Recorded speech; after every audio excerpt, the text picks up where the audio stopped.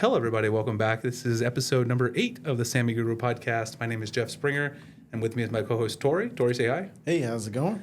And we are back. Hopefully, a lot of you guys enjoyed the video last week. I think most of you enjoyed it overall who've been watching, or rather listening, for the first 6 episodes along with us. We're able to do some different things, show some screenshots. You guys were able to see some of the products like the watch and the ring.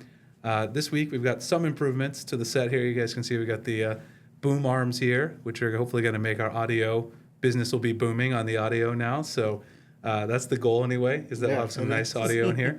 And it'll make it a little easier for us to position and have room for the laptop over here as well. The next thing I'm going to try to do is get us our logo behind us, and then also have an overhead cam here somehow to show off products, like when I wanted to show phone or watch or other kind of stuff right there. So we'll see how that goes. Today we're going to talk a lot of news. We got a ton of news. Sumit has been covering stuff all week. I think he posted like 40 articles this week. There's some great stories.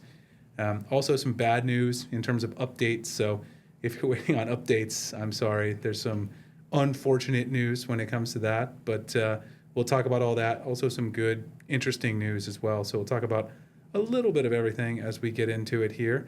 Before we do get started, Tori, how was your first week back teaching over at the school? Overall, it was good, but it was also very long. I think by like Wednesday, I like pooped out around like 7 o'clock at night. I was like so tired, but it was really nice just seeing the kids. I think that's what makes it, so worth it. So yeah, overall, it's a great week. Looking forward to next week. That's great. Does anybody cry yet in your class? No, but they probably will as soon as we start doing some polynomial functions and some trig in a bit. You're teaching algebra this semester, right? And geometry, is that right? Algebra? No, geometry and pre-calc. Geometry and pre-calc. Oh, some advanced stuff. Is that the AP pre-calc, the new one that they have? Yes, it is. It is the AP pre-calc. That's very fun. Second go around. So I imagine you didn't see any movies this week because you were working hard, huh? Yes. No, Tori's back to work. There's going to be less movie discussion maybe. Well, we might see a movie tonight yet. We got to talk about it. We got the new Dee Dee movie. It's supposed to be like a trendy, like artistic movie, but it is a comedy. So could be interesting if you're a movie fan overall.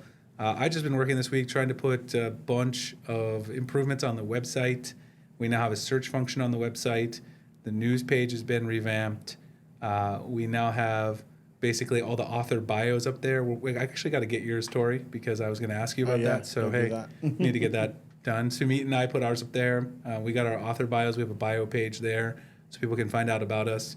Our social links will be there. So if you haven't been checking out the site lately, definitely check it out. There's been some great improvements to that, and I'm really happy with kind of how the site's coming along.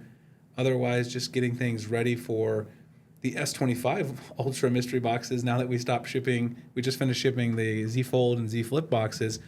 We never take a break here, so as soon as we ship the Fold boxes, we get right into preparing to kind of get people signed up for the next box. There's also a chance that I might do a program I did last year, which was the Sammy Guru holiday mystery boxes. I'm not sure yet, so if people are interested in that, let me know. Basically, if you bought a Samsung product or any kind of tech product through Samsung or Best Buy from a certain period, like late October through like the holidays, maybe the end of December, then you could get a mystery box from us. So this would be another opportunity to do it. I'd really like some feedback as to who might participate because it is so close to the S25 launch in January. I'm not sure if we're going to do it yet just because then we'd be shipping back to back, but I certainly have considered it. So if people have any thoughts on that, certainly hit us up. Anything else, Tori? Just sleeping most of this week because you're going back to work? Yeah, mostly that. Yeah, no time for movies until I even think about movies. Well, actually, I thought about the new Beetlejuice movie. But that's not out right yet. No, it's not out yet, but Regal Cinemas have, because it's the war of the popcorn buckets now, they have their Beetlejuice popcorn bucket that they just revealed. Oh, that's interesting. Mm-hmm. So when does that come out? Do you know? Well, I think I want to say like end of August or early September. Oh, so it's not that far away. Yeah, that's pretty cool. That looks like a really good movie if you're a fan of the original Beetlejuice, which I did enjoy. This was also Jonathan's very first week of school, so I took off. That was pretty good overall. He seems like he had a good day. Of course, he misses being home. He's 4, going to pre-K 4, which is like early kindergarten. And I stayed home on Monday so I could be there kind of to take him with my wife and pick him up. But he seems like he's enjoying it for the most part and, getting along and making friends with other kids. So I'm really happy to see that because, obviously it's difficult when the kid's at home so long and then they go for the first time. He was also born during COVID, so he didn't get to go out a lot in the very beginning of his first couple of years because everybody was staying indoors. And then, 2022, he started going out more. But I'm really happy that he's kind of adjusting to school. So that's good. So I spent some time doing that at the beginning of the week as well.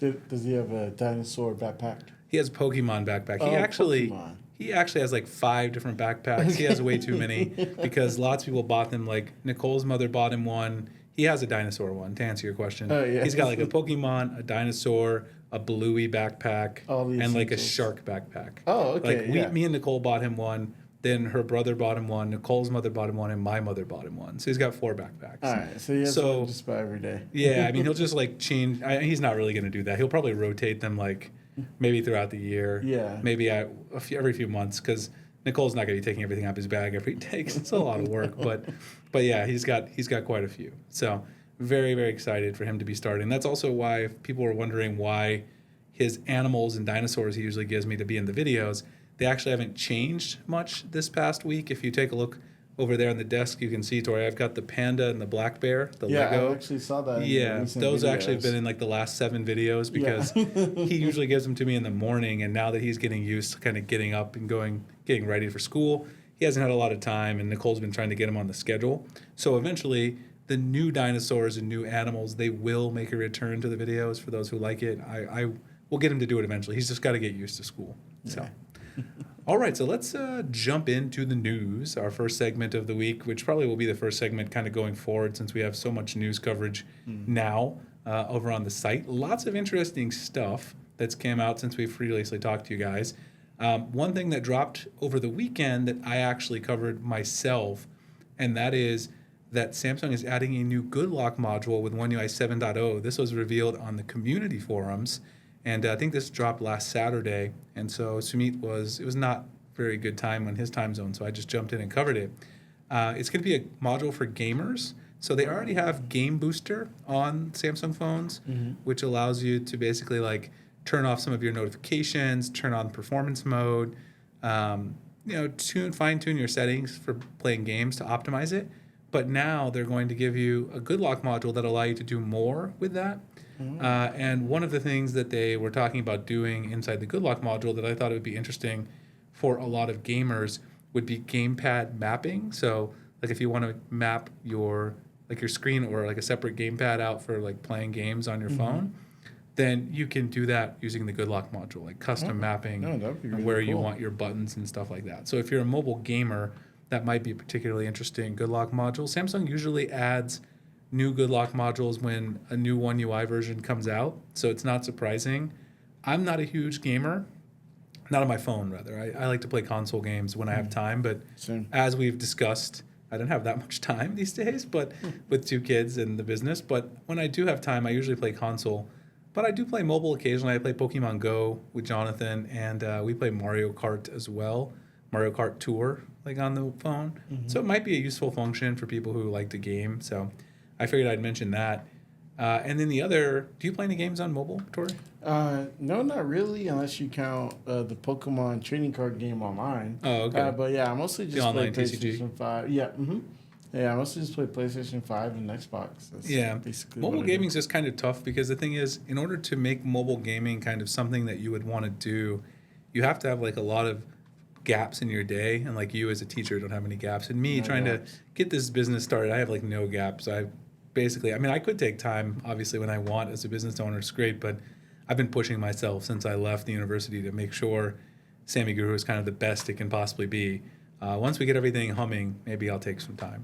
But I don't play games as much as I probably should, unless I'm doing like a review of a phone. I need to test gaming, and then I'll like force myself. But maybe that's good. I force myself to do some gaming. The other big story that broke last weekend that I covered because Sumit was not awake at the time was Galaxy Buds 3 Pro received their first software update. And so this actually is a twofer because today we got some other useful news. For those of you who wanted to purchase the Galaxy Buds 3 Pro, you remember last month Samsung halted the launch right after they launched because of some build quality issues with the silicon tips. I got a pair before that happened, so I've been kind of listening to them, and I've talked about them on the past episodes. But if you want to purchase them, they're now shipping them again. So they announced they fixed the issues, and so they are shipping. So if you can go purchase those if you want, there'll be a link in the show notes. The first software update, I got it. It doesn't seem to do much. It's a very small update. It's like what does it say in the article? 7.69 megabytes here on this update. So it mainly, improves some stability, like for Bluetooth and stuff like that. And I don't know. The battery life is already pretty good on the Buds. I don't think it really needed a big change there. How much on the battery life do you get? I listen to my Buds on really pretty high volume, probably higher than I should, to be honest, because it's not good for it's definitely not good for your ears. But I probably listen to my Buds on way too high volume, so I probably get like 5 hours though listening time. Excellent. But of course, the case, you can plug them, you put them back in the case and charge them up, and like 15 minutes will give you like 2 more hours of charge. So it's really not that bad at all. With the case, if you take the case on a trip and you put them back in the case and fully charge them, you probably get like 10 to 12 hours if you're listening on max volume.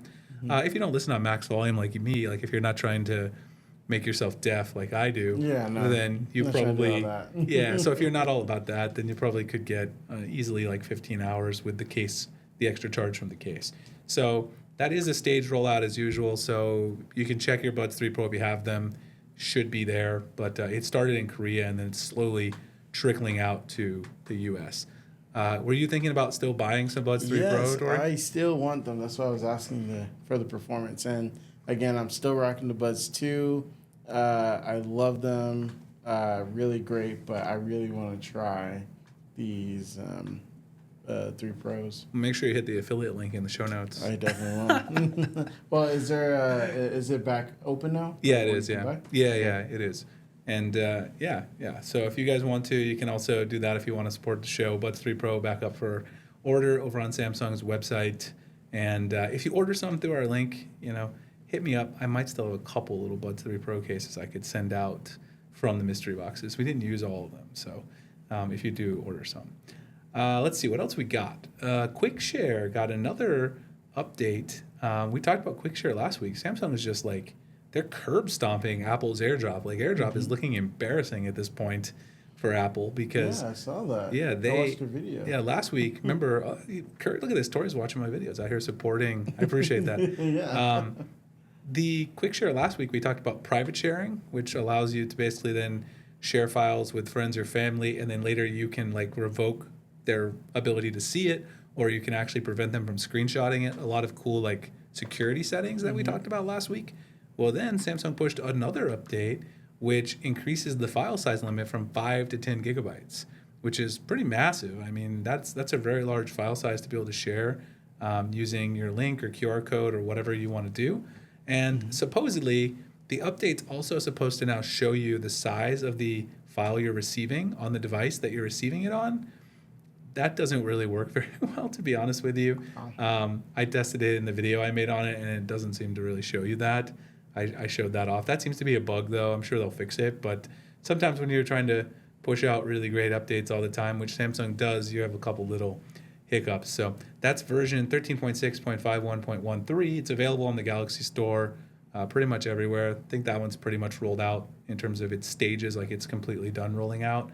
So you can go and check it out. Again, I'll drop all of these links that we covered down there in the show notes as well. And you can read more about them. Samit covered this one. Another interesting thing about Samit, I don't know if you knew this story, but he also has a bachelor's degree in mathematics. Did you know that? No, I did not. All three of us are mathematicians here working for the site. Nice. If you look at his bio, I knew this when I hired him, but he's a mathematics graduate there in India, and he taught high school mathematics as well before he started becoming a blog writer. So that's not why I hired him, because we are both mathematicians as well, but it is pretty cool that kind of all three of us have that background. But like I said, not the reason I hired him, but still a very interesting kind of piece of information there to talk about. What else we got? Samsung updated Internet Beta with some new features. The Samsung Internet Browser Beta got an update which includes a search functionality for settings, which is kind of a nice thing because then you can use the ability to kind of, if you want to find a particular section of the settings, you can just search through it and find it. They didn't have that before in the settings. And the other thing that it does is it gives you an end-to-end encryption for internet sync data. This is actually part of what we were talking about last week, where you had the option now to back up your data as encrypted to Samsung Cloud. Yep. This now gives you the option to do that with your browsing history and your bookmarks on Samsung Internet. So that was added as well. It's a pretty good update. That is the Samsung Internet beta, though.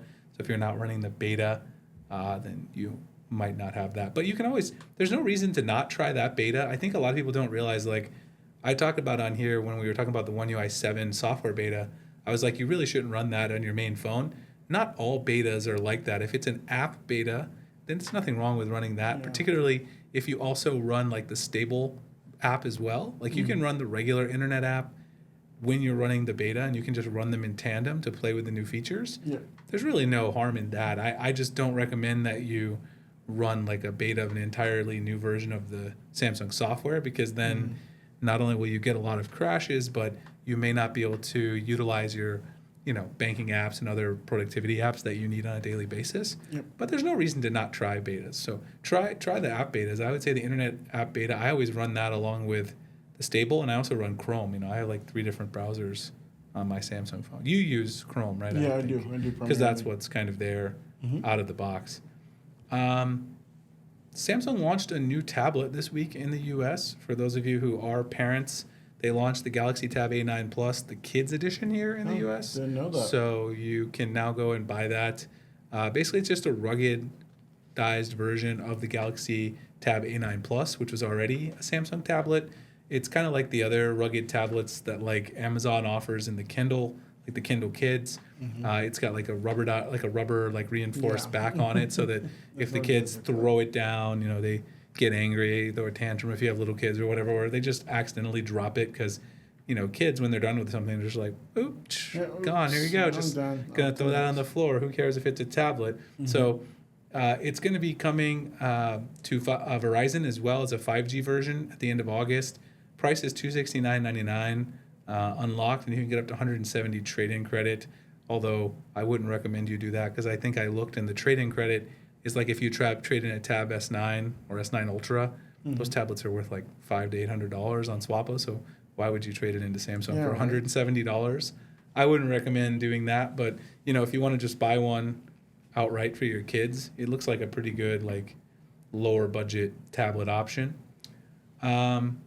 The One UI 7.0 beta has been further delayed again. Yeah, I saw that. It just keeps going back and back and back. Originally, it's like July 29th was the rumored date, and we were all excited. We were talking about that on the podcast a few weeks ago.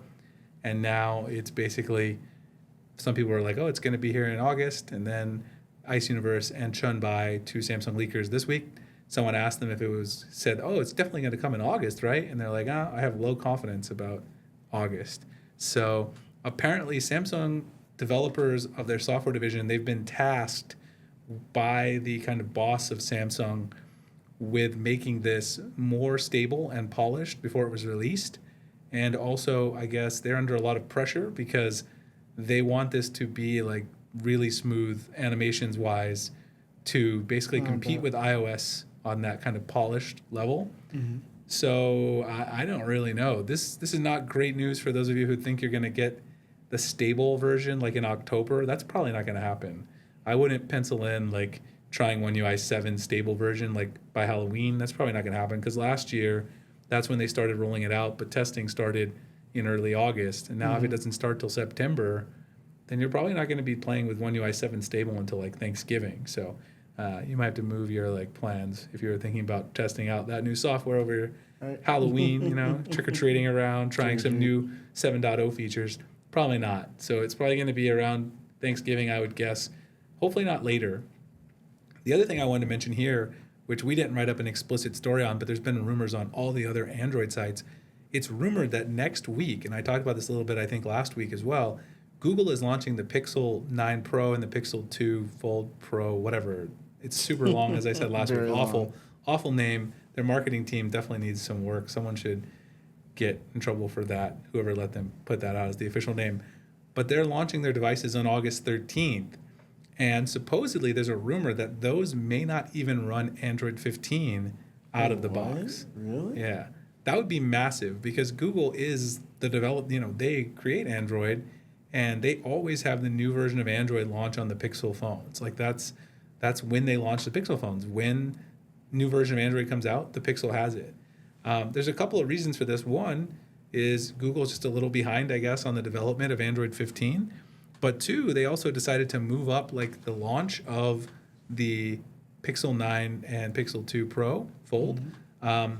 Those usually launch in like October. So they move their launch event like 2 months forward. Yeah. That's a long time. So usually Android's newest version has already been out for quite a while, like 6 to 8 weeks. But now it's like coinciding right with around the time that they usually release the new stable version. And so it seems like maybe their software people just weren't able to keep up kind of with getting it ready in time. So next week we will see the Pixel 9 Pro and the Pixel 2 Pro Fold. I'll have some thoughts on that later in the show today. We're going to talk a little bit about that device and how it compares to the Z Fold 6. I also should have, hopefully, review units of those. Google typically sends me those, like I said. So maybe next week on the podcast. It depends, because sometimes when I get review units, I'm not allowed to say stuff. A lot of you who are tech enthusiasts know these companies, they put embargoes on the products, and so you can only talk about certain things. Like they're like, here, you can see, you play with the device early, you get review units, but then you're on embargo list, and they're like, oh, you can't talk about the camera because it's not final software, or you can't talk about the battery life. And usually it's because they know that there's something wrong with the camera or the battery life. Makes sense. And they want to be able to fix it in a software update before like you talk about it. And they don't want any reviewers like dissuading people from purchasing it before that. So that's the real reason kind of that they typically do that. So there's a good chance that we won't have a full chance to discuss the whole device next week, but I may have a chance to, if I have it, I can show it to you. And then if they let me, and then I can say some things about how it compares to the Z Fold 6, at least what they will let me talk about. And then I'll have a full comparison at some point. The Galaxy S24 FE is preparing for launch. That should come out in a couple months as well. That's Samsung's Fan Edition, which I still don't know why they're called Fan Editions, because they're lower spec versions. Lower budget version. Yeah, I mean, what fan? If you're a fan, do you really want like the real thing? Yeah, do you really want like a dumbed down version of the S24? I mean, you don't. You want the real S24, probably an Ultra, if you're a real fan. Ultra. But I mean, that's what they call it. It's supposed to be coming out in the next few months. Probably going to review that because a lot of people actually buy these. Obviously, if people weren't buying them, Samsung wouldn't keep making them because that would be silly if they weren't making money. So obviously, people are purchasing these devices. Hey, maybe we can see and kind of compare it to the lower budget iPhone when it comes out as well, because that's kind of a good. Samsung probably going to release it close to the iPhone. The iPhone will be out next month as well. And of course, we'll have some comparison thoughts on that because you got to compare Samsung versus iPhone. This is not an iPhone podcast, but they are the number one competition when it comes to volume here in the U.S. anyway. Samsung kind of dominates the worldwide stage, but they are competition and they do outsell Samsung here. So it's important to kind of see what it is that they're doing. So we'll probably talk about it then. Do you know anybody who uses an FE Samsung phone, Tori? No, not at all. No, most of them have like the really like expensive iMacs. So not iMacs, but iPhone Pro. And yeah, like I know like a few people who still just have like the older versions. Yeah, like you have the S22. Yeah, because they're like, I'm never gonna, or like, what's the point of getting the newer phone if they literally are the same thing? That's literally what I mostly get. But yeah, I don't know. We'll see. Like I think with the budget phones, like definitely now in a very price-centered type of consumer, I feel like these companies are going to have to kind of go towards and create phones that are more lower budget to get in some of those people who only really care about the price of the phone. Yeah, I mean, if you really do just care about price, and there are a lot of particularly, I feel like, older people, like, not my mom. My mom actually likes having a flagship phone, but a lot of older people, they don't care too much. In fact, not that Nicole's mother is old. I don't want to say that in case her or her mother listen to this. She's very nice, and she's not old, but she's obviously older than me. Last year, she broke her Galaxy S20, and I gave her the Galaxy S23 FE after I reviewed it. And she didn't say like, oh, what is this crap? You're giving me some, lower end version she didn't care. She's just like, oh, this looks like the phone I had before. Yeah. It's Samsung. The UI is exactly like I remember it, and I'm familiar with One UI, and it's great. She didn't really care that I didn't give her a regular S23 or S23 Ultra. She was very happy. I mean, obviously I gave it to her for free too, because she's my mother-in-law, and so she was thankful for that. But she wasn't like, I really need to get that flagship phone because it does something else that I need. So we'll definitely have a review of that. I think that's an important phone to cover. I didn't cover as much last year as I probably should have. I wasn't full-time though. I was still at GCU teaching, so not as easy to cover everything. But now that I'm full-time, we can cover a little bit more interesting stuff. Couple of S25 pieces of news, S25 Ultras. Everybody getting ready for that. The beastly Snapdragon 8 Gen 4 chip was benchmarked online, and it does look like a certified beast. It was benchmarked over on Geekbench 6 with an 8840 multi-core score and 2884 single-core score. And for Tori, who doesn't probably know too much about what this means, this is roughly about 20% higher than what was benchmarked on the S23 last year. The S23, sorry, not the S23, my bad. The Snapdragon 8 Gen 3, which was the previous processor. They both have 3s and 4s in them. So the Snapdragon 8 Gen 3, which is in the S24 Ultra, is about 15% lower benchmark than this processor. So it does look like a beast, but the main thing that's going to be a big deal with this particular processor is not just the processing power, which of course 15% for most average users is not going to be like, you're not going to notice that in day-to-day use. When you get your S25 Ultra, you're not going to be like, oh no, this is so powerful. It's 15% better than my S24 Ultra. You're not going to feel that way about the performance because it just doesn't. You can't tangibly feel 15%. Particularly because the phone's already so fast. Like unless you're running like 75 apps in the background and you're constantly switching between 5 of them, like it doesn't really slow down or hiccup at all. And no one's really doing that in practice. Some of these guys who test on Twitter, and I like these guys, like some of these very Samsung leakers in the community, they just like get their phone when they test animations and they test fluidity and like lag. They get the phone like load 75 things in the background memory and they're just like flipping through them with their fingers. Like so, I'm like, who's doing that? Like that's not a real use case. Because people always ask me too. They're like, why don't you do like animation tests like people do on Twitter? Why don't you do those kind of lag tests? I'm like, because they're completely meaningless because no one is doing that in real life. Yep. Like I'm not just sitting there flipping through apps. Who's doing like I'm doing stuff. I open an app, I do some stuff, and then maybe like a minute or two later I switch another app. My phone never hiccups doing that. And maybe you run a couple of them in pop-up multi-view. It also never hiccups doing that either. So I don't know. But that's the processor. The other big news we got is, Tori, we discussed last week the rounded corners of the S25 Ultra. We've talked about that for a while now. Apparently, it's come out that the reason that the rounded corners will be there is that this is apparently tied to Samsung's Galaxy XR ambitions. Have you heard about Galaxy XR? I do not know what that is. Yeah, I wanted to talk about this a little bit. It was actually in the show notes for later today, but maybe we'll just talk about it a little bit right now. It's actually in the show notes to talk about this a little bit.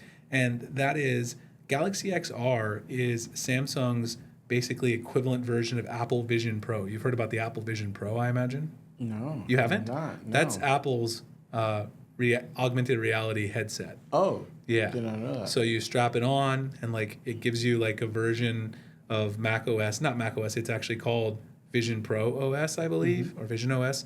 And it lets you like interact. You've got like a desktop here. You can pinch to zoom and you can like kind of like Tony Stark, like in Marvel, like where he like moves stuff around, pinches and throws it. You can do that. Oh, that's cool. And it's really cool. I tried the Vision Pro at an Apple store.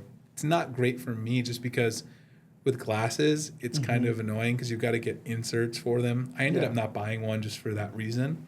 But what I've noticed is with people who bought the Apple Vision Pro, they loved it in the beginning. But a lot of the people I've talked to, particularly other YouTubers who cover Apple, some people cover Apple more than I don't really cover it much at all. Some people, that's their only thing they do on YouTube. And they mostly have stopped using their Vision Pro, like after, how many ever months it's been. Yeah. So they use it for a while. But now they're like, I just went back to my old laptop because it's easier. Like everyone said it was revolutionary at the time. And then like a few months later, it's like, oh, well, I spent $3,500. That's how much it costs. Mm-hmm. It's a lot of money. It is a lot of You can money. buy a top-end MacBook Pro for that. And if you yeah, wanted, you could buy sure. a lower-end MacBook Air, an iPad, and an iPhone for $3,500 if you wanted to. So it's a lot of money. Samsung is apparently wanting to kind of rival the Vision Pro. That's their goal. And they're trying to develop it as part of the Galaxy ecosystem. According to Ice Universe, he's saying that they made the rounded design of the S25 Ultra to perhaps make it compatible with the Galaxy XR headset. Now, it's not obvious what he means, but one thing it could mean, and this is possible, I was thinking about this, is that maybe the Galaxy XR could allow you to like insert your phone to get some extra power, extra capability. It's kind of weird that Ice Universe mentioned this because so far everyone had heard the Galaxy XR was going to be a standalone device, which is what the Vision Pro is. The Apple Vision Pro, you don't do anything, you don't plug it into your phone. It's just a standalone device. It's got a CPU on it. It's got all of its stuff internally. You just hook it up to a battery pack and you can walk around your house like pinching to zoom and doing all your stuff, which is really cool. But it should be very interesting. I don't know. Would you use a Galaxy XR? I mean, you could play games in it most likely too. So what do you think? I think it kind of just comes down to like, because like I kind of picture myself when I'm in like the supermarket, like Walmart, and I'm seeing so many like PlayStation VRs and Oculus kind of still sitting on the shelf. Me as like an average consumer, I feel like it'll be nice to maybe like try it like once or twice, but I just have a hard time like seeing myself using it, you know, so much. Like I still like having, you know, physical things to interact with versus using AI and stuff like that. So I really don't see myself. Yeah, it feels like to me that it's probably a situation where it's something cool you'd like to try at someone else's house. Yeah. Like if you went over there exactly. for a Friday night and you want to like get some pizza and like, hey, we're going to hang out tonight and play my Galaxy XR. But then like if you want to ask me to go spend like $3,500 on it, I don't know about that because like it's going to sit in a box eventually after I get tired of it, and it's not going to be my main productivity device. Yeah. Mainly because like, you know, for me, some people are willing to strap it on their heads and go out in public and use it, but like I'm not going to go out like to a coffee shop and strap on my Galaxy XR and start like working on my documents or like, you know, like I'm not going to go and edit the Sammy Guru show notes or compose a post for the blog or write some scripts for my YouTube channel at Starbucks using my Galaxy XR. Right. I'm going to pull out my Galaxy Book 4 Edge. I want to pull out my Tab S9 Ultra. You know, I'm going to pull out a real productivity machine and I'm going to go and enjoy my Starbucks and do my work if I'm going to go out in public. So it's not a device I could travel with. So I feel like I wouldn't spend that much money. Now, is Samsung going to charge $3,500 like Apple? I don't know. Maybe they won't. That's a steep price. And Samsung would really have to make a big case to do that. I think they're just going to be cheaper than that because the reason Apple can do that is because they pretty much baked in a lot of that productivity functionality as well as gaming, some gaming. And so, of course, the other reason is Apple fans, we've talked about before, they'll just buy anything Apple puts out. They're like, Yeah, for sure. oh, yeah, man, they released the new Vision Pro. What am I going to do with it? I don't know, but I got to have it right now. They're like, let's go get in line at the Apple store. So we'll get to see that next month when the iPhone releases. Everybody will be lining up, and it's basically the same phone that they launched last year, just with a slightly new camera sensor. Yeah, and then they'll have like one new color, and everyone will be like, oh, I got to get that color. So everybody knows that I'm not a peasant, that I have the old one, because otherwise, if you don't get the new color, no one would know that you have the new phone because it looks exactly the same. Looks the same. So, yeah, I don't know. I'm really excited about Galaxy XR because it's a new product from Samsung. Of course, I'll probably get one to review because this is a Samsung channel. This is Sammy Guru. But will I use it all the time after I unbox it and review it? I'm not going to be honest with you. I might not because it just doesn't seem like a device that's going to fit into my lifestyle.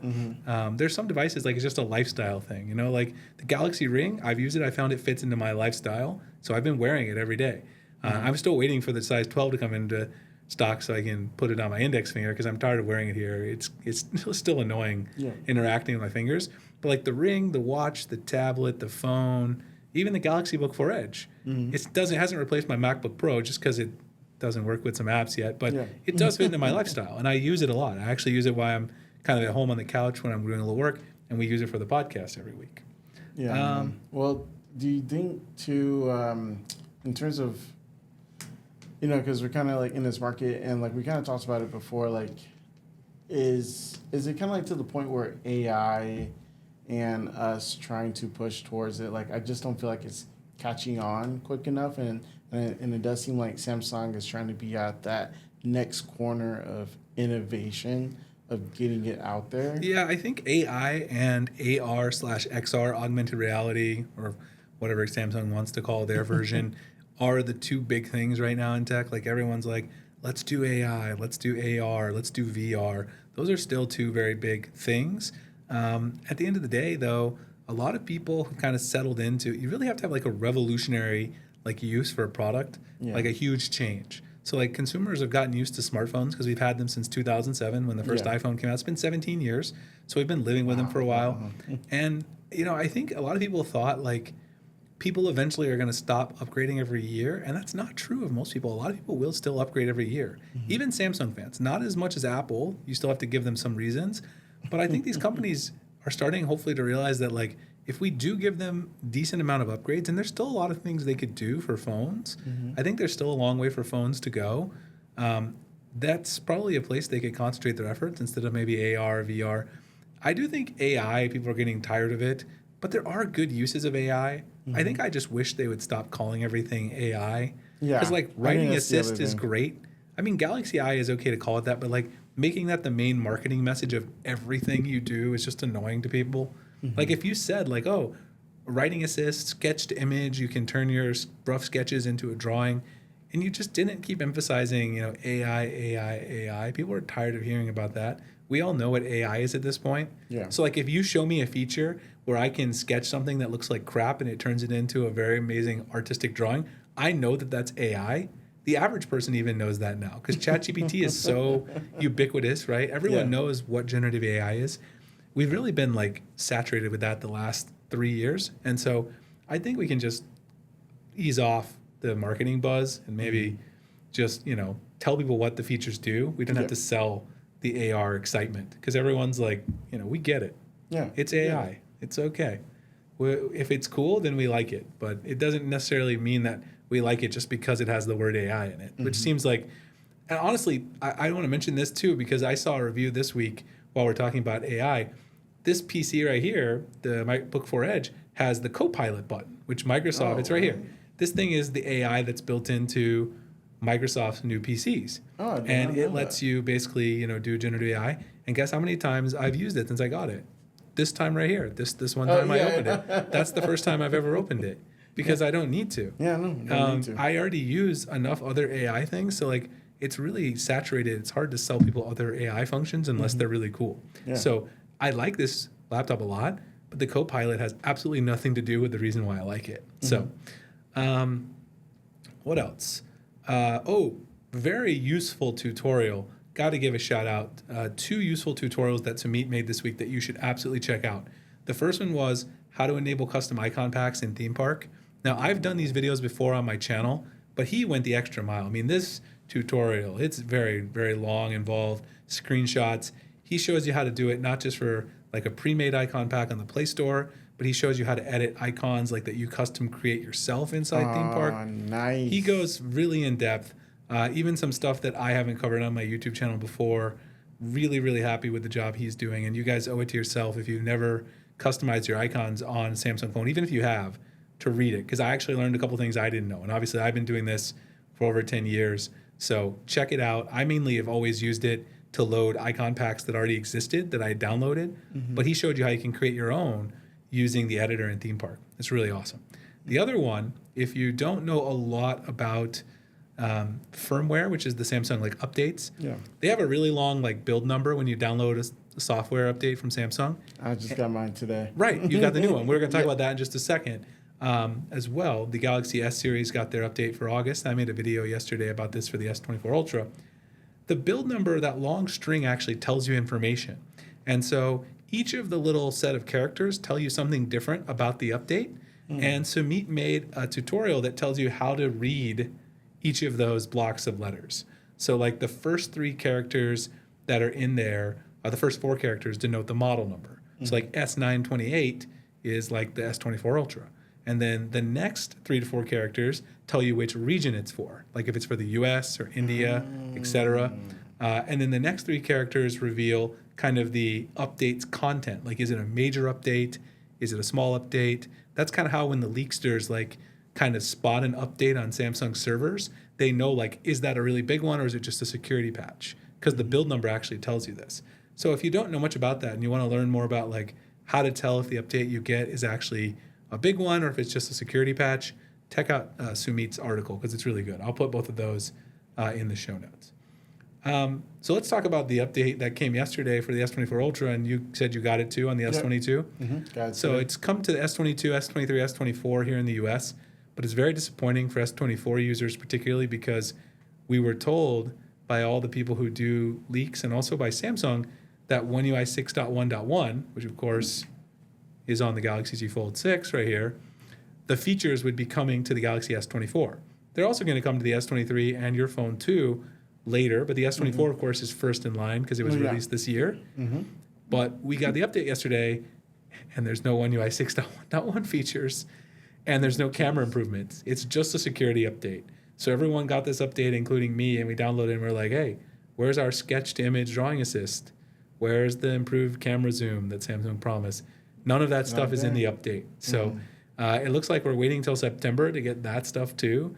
Samsung is just behind on all their software stuff, not just the 7.0 beta. They're behind on the One UI 6.1.1 update, which will not be 6.1.1. We talked about this before. It'll be One UI 6.1 as a build number, but it will have the feature set from 6.1.1. So they're delayed on that. They're delayed on the camera improvements for the S24 Ultra, pretty much everything. So crazy, but you're going to have to wait for that a little bit longer, it would seem. Another cool story that Sumit covered this week, Taskbar is coming to Galaxy phones, not just foldables. Oh, okay. Would you use this story? I don't know. So on the Z Fold 6, which I have right here, down here at the bottom, you can see it right there. There's a little taskbar. Yeah. And you guys can see it as well right there. If you haven't used a foldable, there's a little taskbar at the bottom. And that basically pops up whenever you're in any app and lets you switch between apps. You can also hide it. Oh, so according to nice. a couple of reports, it looks like the taskbar is coming to all phones with Android 15. Google's going to put it in there. So Samsung might bake this into One UI 7.0, which means you'd be able to then kind of hide or show the taskbar wherever you're in an app, even on like your S24, S22 phone. So I think I would use this on the S24. What do you think, Tori? Would you use this? Oh, yeah, no. Definitely, like for me, like as a consumer, and as also just like in my daily, I feel like I would just use it all the time, even like also with just like with teaching too, because sometimes now that I'm like starting to have like English language learner students, it's really good to kind of have Translator? Yeah, the Google Translate up. And so, and I found that to be really helpful this weekend. It kind of also flashed me back to with the Z Flip 6. Yeah. I was like, oh, like that's another reason to use it because like I think about the commercial of them, you know, having like the translator like on both sides. And I'm like, I feel like that would just make my life a little easier in those regards. For sure, yeah. So, oh, and by the way, Tori and I can talk about this at the very end, the Q&A. This might be a long show, but that's okay. The Q&A, Tori is going to try out a flip because I have an old Motorola Razr. Yeah. Not old, it's from 2023. I'm going to give it to Tori and let him try that out, see how he likes it. Yeah. See if he might want to move to the flip. I found it last week. I was cleaning my office at home, and I told Tori, I was like, hey, if you want to try a flip, I have one right here. You can try to run that along with your S22 Ultra, see if you like it. Now, it's not a Samsung phone, but he can at least see how much he would use the flippable form factor. Yeah. And then you can see maybe from there if you want to get the Z Flip 6. So that's the Razr 2023. I also did order the Xiaomi 14 Fold Mix Me Fold 4. That's coming, so I'm going to do a Fold 6 comparison to that at some point. So I definitely think I would use the taskbar, though. So I hope Samsung decides to bring that because I think a lot of people would use it, even on their slab phones, not just on foldables. It seems like it's relevant to kind of all of the different... Yeah, because I feel like, or at least a lot of times when I am using the apps or like if I'm trying to go back and forth between things, I Like, as I find myself using the 3 bars thing to kind of go back and forth in between tabs and windows. But I feel like it would just be easier if I did have that. But, I feel like I'm so conditioned to just with the slap phone. Like, I'm trying to envision, like, how I would use it. I think you would if it was there. Like, if they make it so it's on by default at the bottom, you'll just see the app you want and tap on it, most likely. I mean, it's very convenient on the Fold for sure. Of course, there's other ways to multitask on the slab phones too, but a lot of times on a slab phone, I don't want to do split screen because there's not as enough room. Yeah, no, I do not. I like split screen, but it's still not enough room. On the Fold, I use split screen all the time. That's a main purpose of opening up the screen is for split screen. But on the Fold, the S24 Ultra, I don't use it that often, so I feel like having the taskbar would be almost more useful even maybe than the Fold in some sense because I tend to switch single apps instead of multitasking on the S24 Ultra. Whereas on the Fold, I tend to like do one on each side when I have the big screen. So I definitely like that. I think that'd be pretty awesome. Sumit actually made one more tutorial. This is the last thing in the news segment, and then we will move on to the second part of the show. How to create 24-hour time-lapse video from a single photo. So did you know you can do this? You can take a single photo you took on your phone and create a 24-hour time-lapse video instantly inside the gallery. Did you know this? What? Isn't that cool?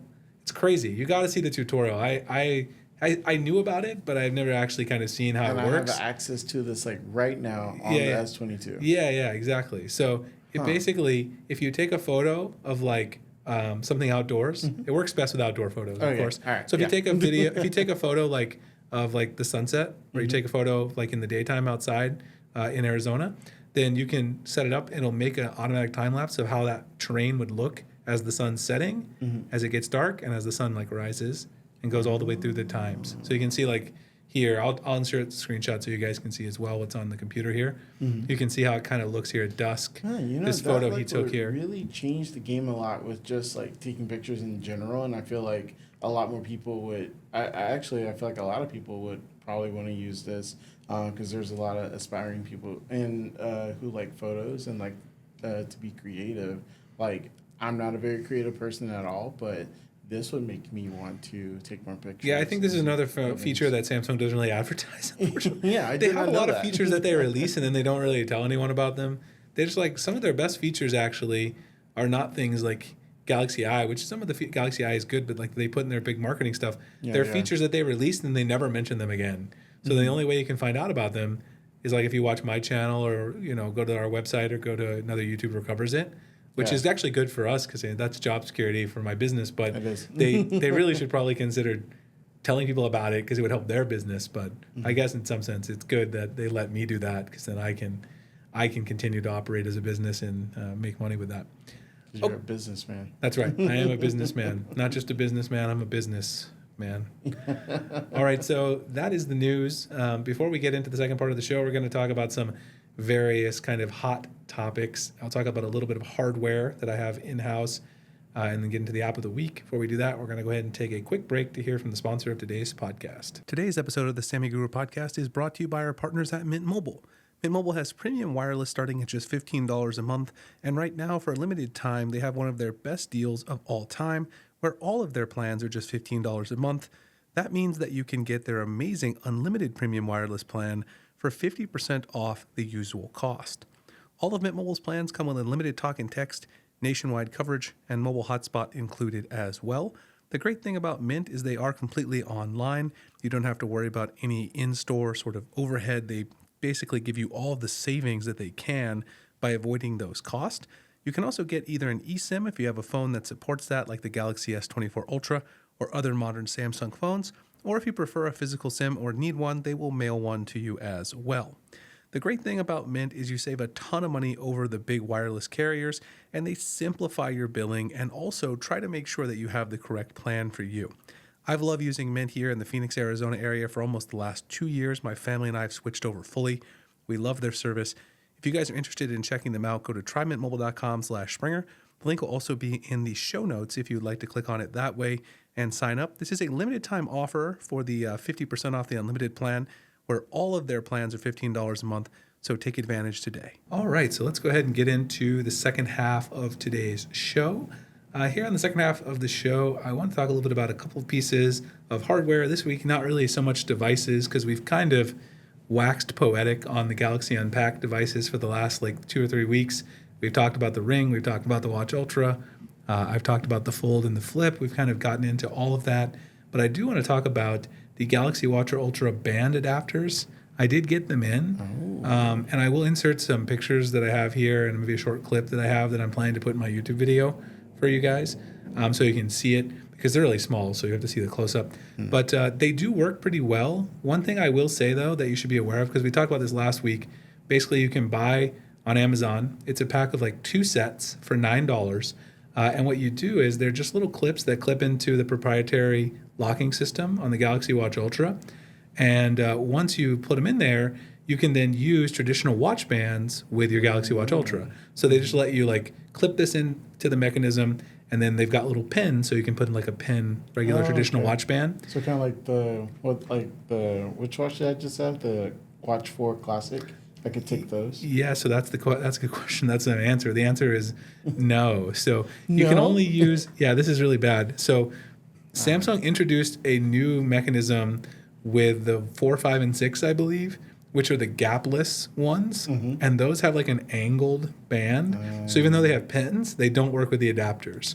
So what you have to have is you have to have a band from a Galaxy Watch 3 or earlier, which probably no one has, or of course a traditional 22 millimeter band like you wear on a regular watch, like if you have a leather strap, like if you have a regular like just plain not smartwatch, you could use any of those, and you can also buy those from Amazon. But in my opinion, going back to when I talked about how I made the video about the Galaxy Watch Ultra, and people were saying, oh, well, the band's not working, aren't really a big deal because you can buy the adapter. I want to say to those people, you are wrong, sir. Yeah. Because the reason people would really want to buy the adapter would be to use the bands from their previous Samsung watch. You might have a bunch of Galaxy Watch 5 Pro bands or Galaxy Watch 4 Classic, Galaxy Watch 6 Classic. None of those bands work because of the angled bracket. So I bought this to kind of investigate, are these people on YouTube commenting, are they correct, or are they just trolling me? It seems like they're just trolling me a little bit, because these adapters don't really allow you to use all of your old Samsung bands. Now, can you go out and get some cheaper bands on Amazon that work with the adapter? The answer is yes, you can, but you can't use your first-party Samsung bands from the past. So in terms of being able to recycle your old Samsung bands that you liked, that's not true. Yeah, because I kept mine. Yeah, that'd be great if you could do it. Otherwise, I would say they are worth it, though, if you have bands from a traditional watch you want to use, or if you want to buy traditional bands on Amazon to use with it. The thing does fasten really nicely into this mechanism, and it's very sturdy. It doesn't come out. I wouldn't worry about that at all. It won't look too bad. I thought it might look a little weird because I thought it might look too tapered, but it really doesn't. Like I said, I'll have a little picture as a video you guys can see these, but it looks fine. It's just that it's not really as appealing as these people sold it to me in the comments, because it doesn't really work with your previous gen Samsung bands, which is the whole reason that I thought that people might want them. So not as exciting as I thought, but still useful. I'll drop a link below if you guys want to check them out. I also sent out a link to that in the newsletter this week. So if you're subscribed to the newsletter, check it out. If you're not subscribed to the newsletter, the question is, why are you not subscribed to the newsletter? So you should go subscribe, and then you can check it out once you get the newsletter. The Z Fold 6, S25 Ultra, and Z Flip 6 case recommendation. So that's something that I also talked about this week on Twitter and in the newsletter. People have been asking me for a while what cases I'm using on my various devices. And I often have a case in my videos, and people ask, and then I put it down in the comments. But usually not everyone sees it. So I figured I'd talk about on the podcast today, what case am I using on each individual device. I'll put pictures here as I talk, because I don't have all of them with me right now. But as you can see right now on the Z Fold 6, I have no case on the Z Fold 6. 0. Completely naked. I was using a case on this up until like 2 or 3 days ago. And the case I was using is the Binks case that has just a back cover and then has hinge protection. If I had more foresight, I would have grabbed it because it's right over there, but I didn't grab it. So I'll insert a little picture here of it, how it looks on the Fold 6 when I do the edit here. But right now, I'm completely naked. Now, the problem I have with foldable cases, and I want to talk about this in general, I do not like foldables for one reason when cases is that on the foldables, all the cases pretty much come with like a front plate that you have to snap on, and it has adhesive on it. So it makes it really difficult. Like if you like to switch cases, like I love switching cases on my S24 Ultra. I actually am a case guy, and I like to switch cases on it. But if you like to switch cases, like if you press the adhesive down, and every time you take it off, you've got all this residue. You got to peel it off. It's just silly, and I don't like it. And also, this phone is already pretty thick, even though Samsung has slimmed it down. It's a lot thicker than a slab phone. So if you put a case on this, it's going to make it a huge, massive brick if it's relatively thick. So the only case I recommend on these is like the Binks one, which is like the aramid like fiber case, or one from like Pitaka. They make the same kind. Thinborn, they're sending me one as well. But I really don't like the front piece. I just usually snap the back piece on and rock out like that. Basically, if I sit it down, then I won't have to worry about scratches. Obviously, it's not going to do anything for drop protection, because if you drop this thing, if you don't have the front plate on, it's still cracking. There's no doubt about it. But I honestly, for foldables, and amazingly, I still am using this as my main phone. It's been 2 weeks, which is almost a record for me. I almost always go back to the S line as my main. But if I'm going to use a Fold as my main phone, I pretty much have to use it naked, because it just feels nicer, and it's not too thick if it's completely caseless. But if you put a case on it, I just find the folds are too thick. And actually, go ahead, Tori. Oh, I mean, no, I was just saying, like, I remember, like, when it was first, like, introduced, I think, like, one of the first things that kind of came to my mind was, like, how are they going to make cases for this? And also without feeling like it's really big in your pockets, like, you know, especially for, you know, us guys, because where else are we going to put the phone? Exactly. They don't have a purse. And no shade to my friends at Urban Armor Gear. I love UAG. They make great cases. But they sent me some of their cases for the Fold, and they usually make like really protective cases, which I use. They're one of my main cases I use on my S line, and also I have on my iPhone, because of course I have an iPhone that I use for comparison. I use those a lot. In fact, it's on my 15 Pro Max right now. But I tried their Fold case, and man, it's just... You can't use that case. Like if you put it on, like the phone, it like at least, I mean, I'll have to show a picture, but it doubles the phone in thickness. And so they know, like, I'm going to be honest, like, and also they made the front part of it so recessed that you can't use the gestures. So if you want to use gestures and you can't use them, you got to use the 3-button navigation. So that takes away some of my freedom to customize One UI. I'm not feeling that. So I already sent them these comments privately when the PR guy who sent me the cases. And I love their cases in general, like I said, but people got to realize, I think all case companies have to realize, and I told them this as well, if you're a company that makes like bigger cases like OtterBox or UAG for the slab phones, you can't do that for the Folds. You're going to have to find, like, go back to the drawing board. Obviously, Pitaka, Thinborn, these companies that make like the aramid fiber ones, those give you good protection while still being thin. You're going to have to do something like that, because big, thick, giant cases on the Fold, until Samsung, like, releases that Fold Ultra that's as thin as the S24 Ultra, Right. I'm not using a massive like case on my Fold. I'm just gonna have to buy Samsung Care Plus and hope I don't crack it. And if I do, then I'll get a replacement, because you know I'm not putting something in there that doubles the thickness of the phone. S24 Ultra, what am I using on that? Well, let's talk about the Flip, because I'm still talking about foldables. What case am I using on the Flip? Pretty boring. I'm also using the Pitaka Aramid Fiber. That one on the Flip, I don't mind the front case as much, and I'll insert a picture of the one I have. I posted it on Twitter as well. It's still got the adhesive, but it's not as invasive as the one on the Fold. The adhesive is a little bit less, so you can peel it off and change if you want. I also find, because the Flip is just not as thick open, and I don't always fold mine flipped unless I'm putting it in my bag. I don't like close it, since it's mostly, when it's open, it's as thin as an S24 Ultra. It's actually probably thinner, I think. And so I don't mind putting a case on it, because it doesn't really make the thickness larger in my pocket, because I don't usually flip it up. So that's not a problem. So I'm still using the Pitaka one, but the one UAG sent me for the Flip actually is pretty decent and is very protective. It does make it bulkier, but it's usable for the Flip. So I would say, if you want a really good protective one, the UAG one is good for the Flip. If you want to get one that's thinner, either the Pitaka one or the Samsung Kind Suit, which is like a leather, vegan leather alternative. It's really good, and I got it, but it's like $90 at Best Buy or Samsung.com. I would not do that. So, I mean, obviously I did this for a living, and so I was trying to cover the case and give you guys some feedback, and that's why I spend $90 so you don't have to. It's not worth $90. It's a good case. I like it, but it's not worth $90. No. What about the S24 Ultra? Well, the S24 Ultra, I use a combination of basically 4 cases. I love rotating my cases on my S-Line phones. Like I said, I use the Kadabe Sheath, which is an amazing case, a very minimalist one, but still has good protection. I use the UAG Monarch Pro. That is a case that cost $100, but I do think that case is worth it. If you really work like outdoors or somewhere and you need it, like if you're worried about like your phone getting dropped, that case is made of like, it's got like Kevlar. It's got a real Kevlar, like bulletproof vest on it. If you drop that, you could drop that. It's rated for 27-foot drop protection. You could literally be a construction worker and drop it from the top of a building you're working on, it'll survive. I've seen people drop their UAG, like Monarch Pros, and the phone like it's not touched at all. You can drop it from a long, long way up in the air.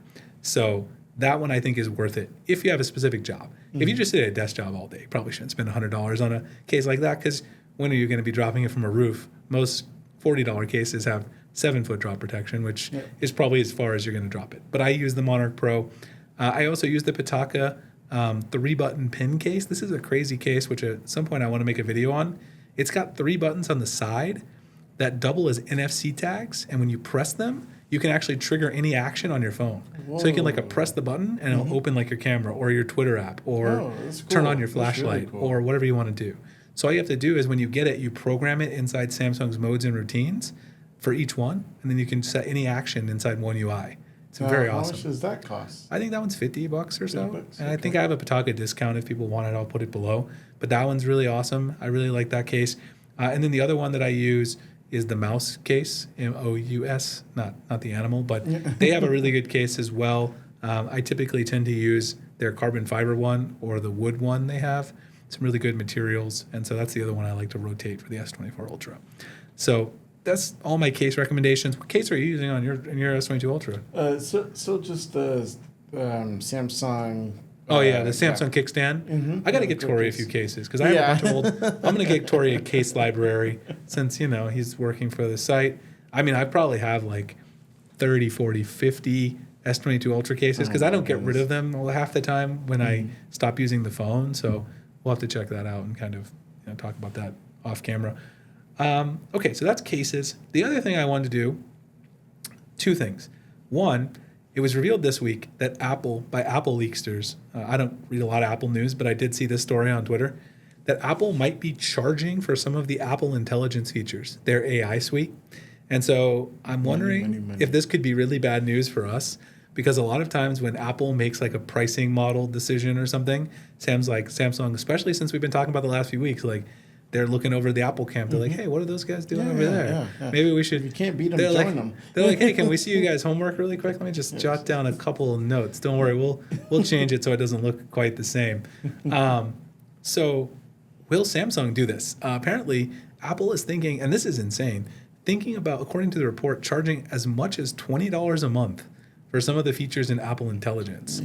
No one's paying that from Samsung's side, so they're not going to be able to get away with that. I don't see iPhone people doing that. So here's the reason, though, Tori. For students, maybe because, I don't know if you know, but iOS 18 and Apple Intelligence is actually going to include ChatGPT access. Okay. And so it might have ChatGPT Plus.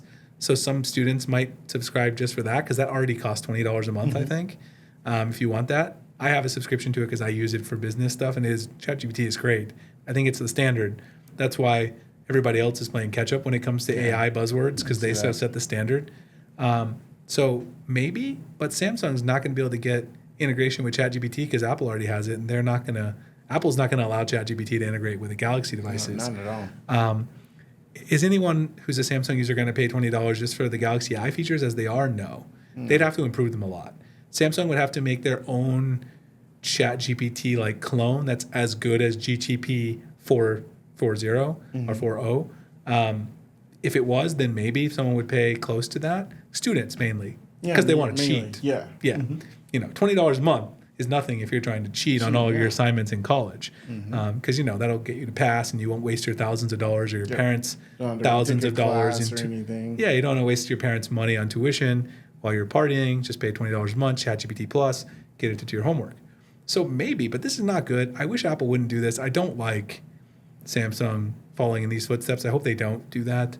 I'm glad they backed away. Remember, we heard there was going to be a subscription for the Galaxy Ring. Yeah. And I'll be honest with you, as much as I like this, I've been using it for 2 weeks. I really like it. I haven't barely taken it off, and I like how it tracks some of the metrics in my sleep.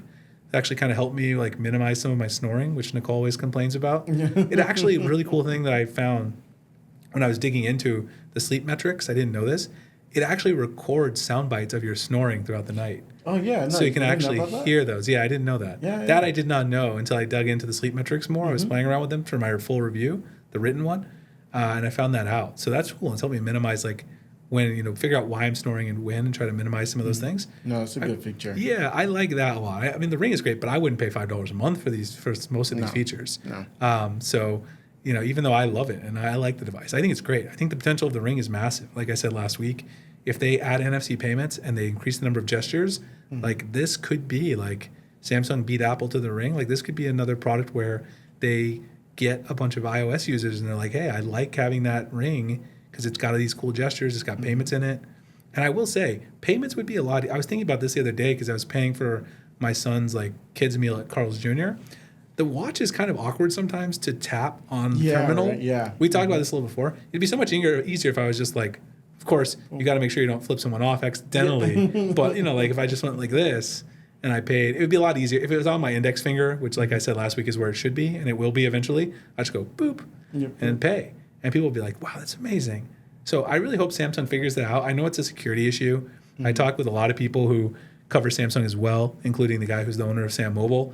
And it's obviously a security issue. That's what Samsung's saying. Because obviously with a watch, you can have a PIN or password when you do your payments. And you have to enter that or, in order to use payments. You can't have a PIN or password on a Ring. So you're going to have some kind of gesture that enables you to use the payments. So you would look a little weird doing that. You'd be like, whip your finger like this before you do your payment. I mean, that would be kind of funny, I'll be honest. Like if I roll up to Target and they're like, that'll be $75.67. And I'm like, like a wizard. Wouldn't that be crazy? If I was like a wizard and I just twirling my finger, like that's my gesture that says, okay, I authorize the payment. That's what I think they have to do though. I was thinking about this week. I think they have to like use a gesture because you can't swipe to do a pen or pattern. Could they like make which I don't know why someone probably would, but what if they did have the watch and the Ring combo? Like, I think in that case, then you would be fine. Yeah. In fact, what I could see happening, that's a good point. I thought about that too. I could see them trying to use that as a way to upsell people to get both devices. Yeah. Where they're like, you can use NFC payments only if you have a Galaxy Watch and Ring. It's like if you have a Galaxy and Watch. the Ultra. Exactly. Or something like exactly. That. So if you want to upsell people and get both, because right now people have no good reason to have both. Yeah, right. Really. I mean, I have both, but most people don't. Yeah. Why would you? Because this watch does a lot of the same stuff. But if you want to encourage people to get both, and of course they do, be like, okay, you can use payments if you have the watch on at the same time. It automatically authenticates to the Ring, and then you just go boop and you pay. You don't have to do any weird like twirling gestures. So, but hey, I'm down for that. If they want to make it so that I have to do like a Harry Potter like thing, I'll do it to use my Ring as payments. Okay, the last thing I want to talk about before we get to the app of the week, which is actually a good app of the week this week. Did you check it out, Tori? No, I didn't. You didn't? Get a chance. Well, we will talk about it. I know you've been busy this week, so we will discuss the app of the week. But before we do that, let's talk a little bit more about the Pixel Pro, the Pixel Pro 9, and the Fold. So I mentioned this earlier. They are going to come out next week on the 13th. So if you have a chance on whatever day that is, Tuesday, check, when you get home, obviously I know you're doing your teaching during the day, but come home and try to watch a little bit of the event. Next week we can talk about it. Specs leaked out. 6.8-inch screen on the Pixel 9 Pro XL, Tensor G4 processor, 16 gigs of RAM. That's pretty big news because that's more than the S24 Ultra has. That's not great for Samsung. But supposedly the S25 Ultra will have that. Storage, 128, 256, 512, and 1 terabyte. Why in the heck are they still offering 128 gigabytes of storage on a flagship? I have no idea. That's not enough storage. No. Like the operating system takes up like probably, 30 gigabytes. So you only have 98 left. If you put any music or movies on there, you're going to use it all up. Yeah, it's gone. 50 megapixel main camera, 48 megapixel ultra wide, 48 megapixel telephoto with a 5x zoom maximum. Seems like Samsung has kind of set the standard of 5x is where people should be. 42 megapixel front camera, and starting price of $1099. And so it looks like Google is going to raise the price of the Pixel 9 Pro over last year's 8 Pro, which is $100 increase over the 8 Pro to $1099 starting. However, what they are going to do is that they are going to make it so that you can have a storage upgrade for free when you pre-order. And guess who also does that? Samsung. They stole that one from Samsung. So Google was looking at like, hey, what are you guys doing over there? And they copied their homework. They're like, here, let's use that as a pre-order. Copying. Yeah, they're like, let's use that as a pre-order deal. So while that sounds good as a pre-order deal, I think Google fans are going to be kind of irked about it because last year you got a free Pixel Watch when you purchased the phone. And that was a really good bonus. That's like worth $350. I would. And so a free storage upgrade is only worth $100. So Google's like, instead of giving you a $350 bonus for pre-ordering, here, have this $100 bonus like Samsung does, and you guys have a great day. The problem with this is that unlike Samsung, I don't know why I couldn't find the word there. This is a Samsung podcast. Unlike Samsung, they don't give you much for the trade-in value on their pre-orders. Yeah. So, like Samsung, they gave $1,200 towards the Fold 6 for the Fold 5, which you're damn right they should have because it was the same damn phone. Right. If you want to trade in the same phone for another version of the same phone, you should give them $1,200. Yeah. But Samsung always gives great trade-in credit. Yeah, they also give you trade-in credits at launch. But Google, they don't. Like if you want to get a Pixel 9 Pro, they're going to be like, oh, you got last year's phone? Here, we'll go ahead and give you $400. And people will be like, but I paid $1,000 for it last year. And we'll be like, oh, well, don't have to tell you. Samsung, they're very reasonable in that regard. Like if you want to upgrade every year, if you're one of their top fans, like when the S25 Ultra comes out, they're probably going to give you $900 to $1,000 for your S24 Ultra. So they're giving you back 80% of what you paid last year. Yeah. That's pretty good. You only got to pay 20% really every year. So Google doesn't do that. So if you're a Pixel fan, you're kind of in this space where like you're going to have to shell out money every year to upgrade. And it's going to be expensive. Thankfully, Google hopefully send me some review units. But that's definitely not going to be great for Pixel fans. So we'll see how these compare. The Pixel's always had a great camera. And so I'm certainly excited to see how the camera stacks up and compare that to the Z Fold 6. I have a feeling that's going to be bad news for Samsung. Most likely they're going to have a much better camera than Samsung on the S24 Ultra because Samsung still hasn't really ironed out the full camera on the S24 Ultra. They've still got a lot of problems with low light and like zoom and stuff. So they really need to fix that. Now the Pixel Fold 2 is going to have also a camera that's supposed to be flagship quality. So it might also obviously destroy the Z Fold 6. So Samsung might be in a little trouble there. It's also going to have a wider cover screen, but it is shorter. So we talked about this last week. I'm really curious to try this foldable and see, did Google make it too square on the inside again? Because I told you last week, like the one thing I don't like about the Fold 6, you guys know, it's too narrow on the front. Yeah. But what I do love about the Fold 6 is when you open it up, the content still looks good on the inside because it's not so square. It's rectangular. Yeah. You want it to be taller than it is wide. And so you have to find that perfect balance. Last year, Google had one that was a lot wider on the cover screen. But when you open it up, it's basically like a square. And that doesn't look good for most content. Like Instagram doesn't look good. Twitter doesn't really even look good. Most of the apps that you use to scroll on, like browser even, doesn't look good. You don't want to use that for those particular apps. Yeah. So hopefully Google can improve that a little bit. I think otherwise it looks really appealing, but they're supposedly charging the same price as Samsung. They're raising the price to match the Fold 6.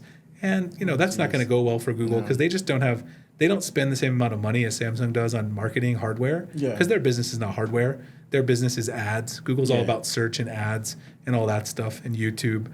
They make 95% of their revenues from search, ads, and then YouTube. That's the majority of what they make their money on. So they're not as worried about selling hardware. But I am really interested to check it out. I'm curious if any of our listeners are thinking about purchasing the Pixel 2 Pro Fold, whatever it's called, or also the Pixel 9 Pro. And if you're thinking about switching from Samsung or maybe even getting a second device, hey, I don't judge, as I talked about. I've got 30 of them. So as I said last week, if you want to get a second device, no judgment here. We'd be happy to hear what you're considering getting. So if I get them next week and I'm allowed to talk about them, hopefully, I will say as much as I can on the podcast and show them to you guys. The only thing that's kind of stinks about getting review units, and people don't understand this because if you're not like a phone enthusiast, because I still am a phone enthusiast, like if you see the leaks for a phone, you always have like your favorite color that you want to get if you're going to order that phone. You're like, I want that color. And the thing about getting review units is like you have to take whatever color you get because you can't be ungrateful. Like if they send you a free like $1,000 phone and then like a free $2,000 foldable, you can't be like, oh, you sent me black and I want white. or I want gold, or I want green. That would be pretty rude. So It would be. I still hate it though, because it's like I really wanted the white one, and now I have to deal with this black one. I know it's a first world problems to the maximum, but still, you can't get the exact color that you're interested in when you get review, and it's something that perhaps maybe no one ever thought about. So, pray for me. No, I'm just kidding. You should understand my struggle. What color are you hoping for? So I'm hoping for white. Hey, so if the people from Google's PR is listening, I know they'll probably pack those out early next week. You guys want to go ahead and send me a white one? I'll take a white for either one. And I think there's a gold color too. If you want to send me one white and one gold for the full, hook me up. Yeah. But if they're both black, I won't complain because it's free and I don't have to spend $3,000 then to make comparison videos. So that's something, I won't complain too much. All right, so before we move on to the app of the week and the Q&A, which we're going to get to because we are a little bit longer today, but that's okay. We don't mind a little long podcast, a little relaxing Friday afternoon. Let's go ahead and hear from our second sponsor of today's podcast. This episode of the Sammy Guru podcast is brought to you by Aura. Are you tired of receiving spam calls and text messages all the time? There's so many data breaches these days, with one of the largest just revealed by AT&T that leaked almost all of their users' data, call logs, text messages, etc. If you want to avoid instances like this, you can use Aura to protect your sensitive information and also get your information removed from these data broking websites on the internet. I use Aura to not only give me these protections, but keep my family safe, in addition to getting antivirus protection, a password manager, a VPN, and identity theft insurance. Aura gives you all of this in one app at an affordable price. If you guys are interested in checking out Aura today, you can check the link in the show notes, and you can get 2 weeks for free and see if Aura is right for you. We love using them and find them to really help keeping all of our data safe while we're online. All right, everybody, welcome back. Now let's get into the app of the week. This week's app of the week is Weave-Wavelet. It's a headphone-specific equalizer for your Galaxy phone. I have it up right here, just taking a look at just to remind me. And I'll actually show this kind of scroll through. I'll insert that on the edit, so you guys should be looking at the same thing I am. It's on the Play Store, and basically what this allows you to do is it allows you to have an equalizer for each pair of headphones that you connect to your device. So if you use multiple pieces of headphones, this is really great because it has an auto EQ for all different headphone models like Bang & Olufsen, Sony, or Samsung Buds, Shure, which we're using for the podcast. Mm-hmm. And so if you collect a lot of different headphones and you have a bunch of pairs that you use for different things, like a Buds, most people have at least like a Buds and an over-ear headphones or something like that, like your workout headphones. They don't all have like the same max volume, the same like settings that you want. And you might also use them for different purposes, right? Like you might have some, like I said, for workouts, some for in the studio, like we are with the podcast, or some for like your general casual listening. And so you might want a different like sound profile for each one of those. Mm-hmm. And so what this allows you to do is they measured all the different headphone models to compensate for the Harman target to provide you with the best sound quality you can get out of each pair of headphones. Nice. Has a 9-band graphic equalizer. It has a reverberation feature, which simulates reverberation from your tracks. That's a pro feature, so it costs some money. A virtualizer, which adds spatialization to your music. Now, that already is a built-in feature on the Buds 3 Pro, so you wouldn't need it. Yep. But if you have a pair of headphones that don't have spatialization, which kind of moves the music as you move your head, right, then that will allow you to kind of simulate that. A bass tuner, which adds extra oomph to your beats or remove unwanted resonance from the lower frequencies. That's also a pro feature. Limiter, remove unwanted volume peaks and dips from a track. Like you could do that with something like if I had the podcast, and I try to edit the podcast for sound quality, so you guys have to deal with that because I spend a lot of time editing it before we post it, so you shouldn't have any unwanted peaks. But if you had the podcast and we had like a really high pitched or big pop, which I try to take out, you could remove that while you're listening. And channel balance, restore balance between left and right channels if you have unbalanced channels. So really, really cool. This app is something that I highly recommend, and there's kind of this, I'll kind of show it on the video as you guys are kind of looking through the feature log there, and I'll show some other screenshots. It's an app that I saw because Mishal Rahman, who's a very big guy in the Android world, he's kind of the Android guru. If I'm the Sammy guru, he's the Android guru. He unpacks every Android update and goes through all the changes. Sometimes he talks about some of his favorite apps, and he talked about and I downloaded. I've been using it. It's just awesome because I use a ton of headphones. Do you use more than one pair of headphones, Tori? I mean, I also have like a Skullcandy that I mostly use for like I'm doing like a Zoom call or something like that. Other than that, I mostly use the Samsung Buds. Just gravitate towards the Buds. Yeah. Yep. I wonder if Samsung will release an over-ear pair of headphones. They used to have some. Yeah, a long time ago. I had them. I think it was maybe like 7 to 8 years ago with like the Galaxy S6 or S7 launch. I forgot what they were called. Someone's going to call me out on that because I'm supposed to be the Sammy Guru, but I don't remember. Someone can remind me what they were called. They had their own first-party over-ear headphones. I don't know if they were just called Galaxy headphones. I don't remember. I'll have to look it up. But I probably still have them somewhere in my archive of devices. I have so many devices between here and my home office. At one point, I got to dig them out and like do some retro tech kind of reviews. But Tori, highly recommend. Try Wavelet this week and then see how you like it, especially the reverberation feature. I know the developer reached out to me because I actually retweeted his thing and he gave me some pro code, so I can hook you up with that. Cool. Maybe hook up a couple of the listeners with that if you guys are interested. Just let me know below. That's one of the nice things about like having a podcast and website. If you try an app or you tweet about how you like this app, people are like, here, have some free codes. That happens a lot. Of all the free stuff I get, I like app codes and cases the most, even though, of course, I like getting free phones too because that's nice. But I love trying new apps and cases. So that's one of the best parts of this job is I can just try a lot of premium apps and cases that I might not have otherwise tried. So, okay, so let's then transition into some Q&A. We actually have quite a few questions here this week. Let me start with the ones that were on Twitter because there's a decent number of tweet questions. Twits? I don't know. X. You know, whatever they... The X. So there was a couple of things that people were asking, and one of the questions was, am I going to check out the OnePlus Open Apex Red Edition? So OnePlus just released another version of the OnePlus Open, which is actually probably the best, in my opinion, the best well-rounded foldable in terms of size that's ever come out in the US.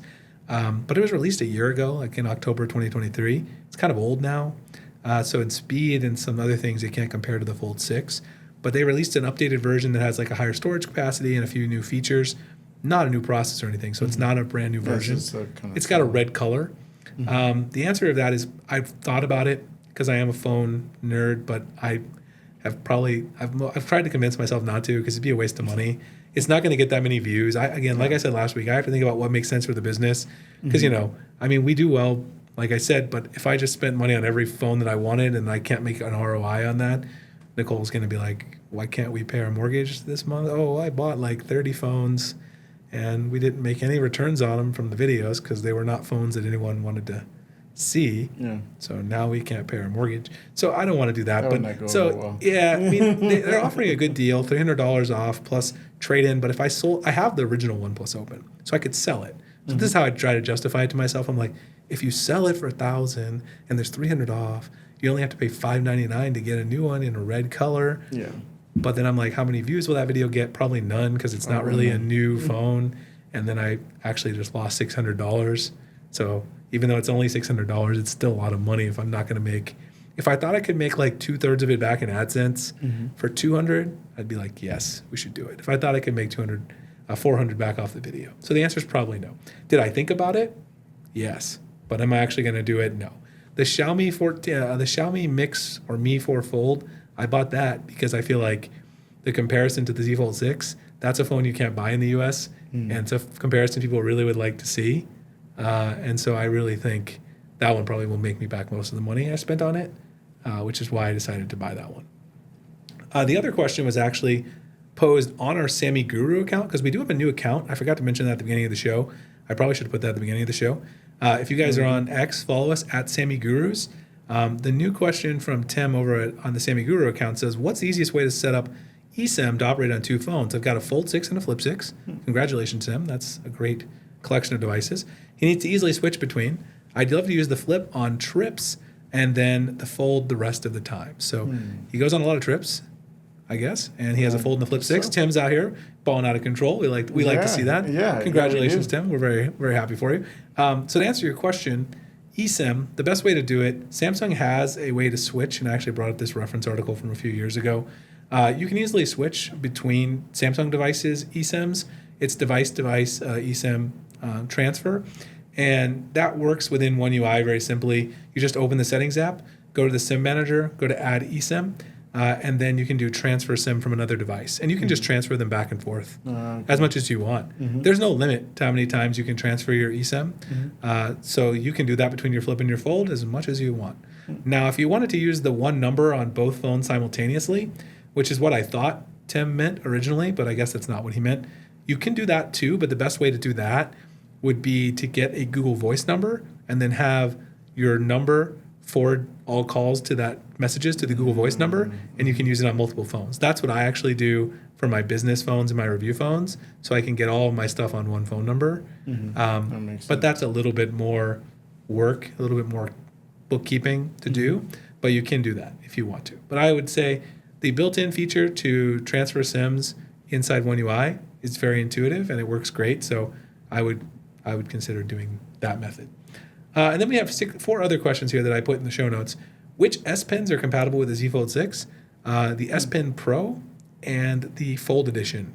Both of them are the ones that are compatible with the Z Fold 6. The ones that come with the S24 Ultra or the S22 Ultra, like Tori's, those are not compatible with the Z Fold 6. I probably didn't know that, yeah. It's a specific one because of the display technology in here. On the inside, it's softer, so you don't want to make sure it doesn't scratch it or like put a divot inside the display. And the other question someone asked, which is a follow-up question to that, why doesn't the S Pen work on the Z Fold 6 cover screen? It does not work on the cover screen. Did you know that? No, I didn't know that That's either. a good question. Why doesn't it work on here? So here's my guess. Samsung hasn't ever given a full straight answer to this. A bunch of media outlets have asked them. They've hinted at the answer. I think it's because of the pressure and the digitizer. Like in order to make this display and the inner display both work, like when it's folded versus unfolded, the digitizer has to be, and like the amount of pressure you put, because this one, right, like the S Pen is pressure sensitive, right? It's like a Wacom stylus. So this one may not have the ability to have all of that like digitizer touch points because it's a display on top of another display. It probably has to do with the inside controller that controls the displays and just figuring out like the space to put that there to recognize all those different touch points. That seems like the most likely reason. Will they fix that eventually? I hope so. That seems like something that their engineering team, a multi-billion-dollar company, should be able to figure out. I don't think it's necessarily an easy thing because they have to move around. You know, there's a lot of components in a smartphone, and a foldable one's even more complicated because you have the hinge. But I think eventually they should be able to figure that out. So I would love to see Fold 7, Fold 8, the S Pen works in the front screen. Not as many people are going to use it there, but it would certainly be nice. Particularly, I think, here's another thing I think. We keep saying we want them to put the S Pen in the fold, like have a slot for it. I don't think they'll do it until it works on the cover screen. Because that makes sense, right? That. Because then especially if it's in there, you're just going to just pop it out, make a quick note. You're not going to open it probably to do that. If you're taking long notes, you probably will open it. But if you have the slot there, you're probably going to try to write on the cover screen. So they probably don't want to put it in there until they can do that. So I think those two things will come together. This is a question for both of us. What would it take for you to switch to an iPhone? That's a tough question, Tori. What about you? What would it take?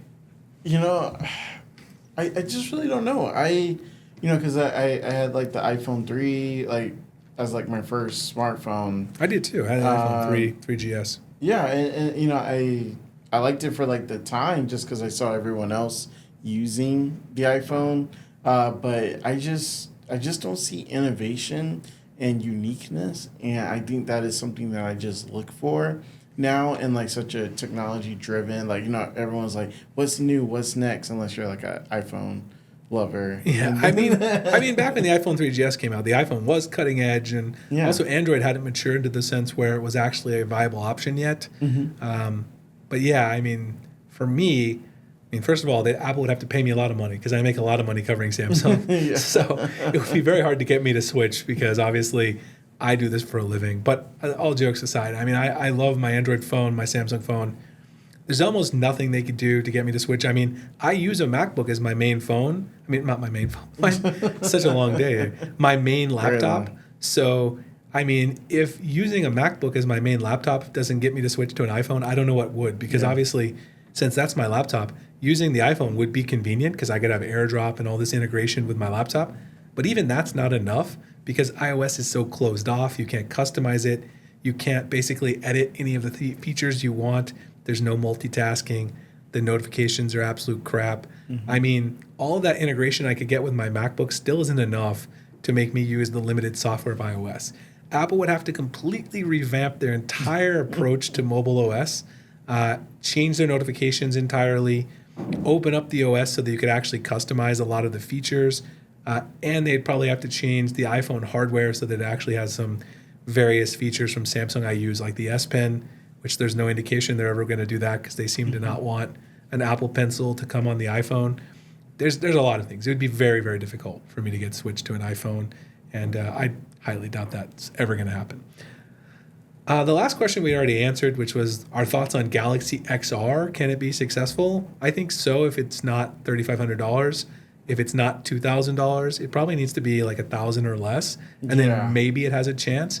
If Samsung can offer like similar features to the Vision Pro, but price it at $1,000, which would be very hard, I would buy one and maybe use it more often. But it's going to be hard for me to buy it and like keep using it after review if it's $3,500 and it doesn't do anything my laptop and phone don't do. Because like I said, I'm not going to go sit in public with a Galaxy XR strapped to my face. It's just not me. I don't think it's most people. There's like some fringe people who would do that, but it's not my style. Yeah, no, I just like from a consumer standpoint, I don't like, and I think that's probably why a lot of those VRs are still kind of just sitting on shelves at like Walmart and Target. Every time I go by, like it's just not something, or at least I don't think is at the level yet for people to like do a whole lot with it outside of, hey, oh, that's so cool that you have that. I just want to try it. You know, I just think it's going to take a little bit while to get to that. But yeah, if they put it like 2,000 or higher, I really don't see people are buying a paperweight. Yeah, I mean, it's a conversation piece for sure, but eventually you're probably going to get tired of it like the Vision Pro, but we'll see. I mean, I will review it when it comes out because it's a Samsung product. We'll see if I end up using it long term. I think that's pretty much it for the show. Next week we'll be back. Nicholas on Twitter here suggested a catchphrase for us to close with, so I'm going to try it today because we've got nothing new yet. We're still working on the jingle, the catchphrase. That's still going to take some time, some music. We're going to get there, though. We got a lot of improvements coming. We're going to get a logo for the background here. It's going to go up. We'll have some accent lighting, some colored accent lighting. Tori and I got some new pop filters that are colored. We'll have some music and stuff eventually. So this podcast will get to, I'd call it right now, semi-professional. It'll be professional in the end. But in honor of Nicholas, I will say, don't stop, tech on.